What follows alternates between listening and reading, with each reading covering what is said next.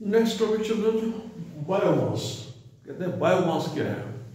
देखिए, wood has been used as a fuel for long time.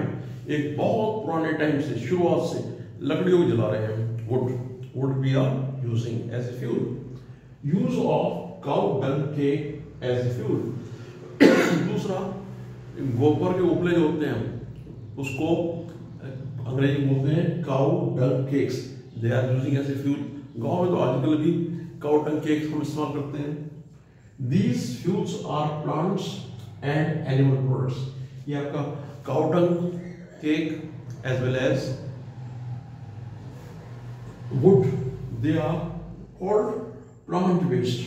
So again देखिएगा, these fuels are plant and animal products. ये plants हैं, पेड़ पौधे, या animal products हैं। तो the source of these fuels are said to be biomass. इनका जो source है plants का as well as cow dung का, इसको कहते हैं हम biomass. These fuels are not efficient fuels as they produce smoke on burning. जब इनको जलाते हैं लकड़ी को या उपलों को, काउ डंग केक को, तो लॉट ऑफ स्मोक निकलता है और गैसेस निकलती हैं, वेपर्स निकलती हैं। तो they are not efficient fuels, they do not give more energy. Efficiency of these fuels are improved by using technology. If we use certain technology, then the efficiency of these fuels can be increased. Next, charcoal. Charcoal क्या है? लकड़ी का कोयला।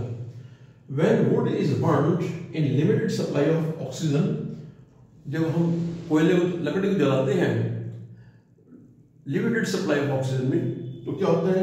Water and volatile material gets remove. पानी और volatile materials जो सीधे कोयले से उसमें बदल जाते हैं भाप में या दूसरे गैसेस में।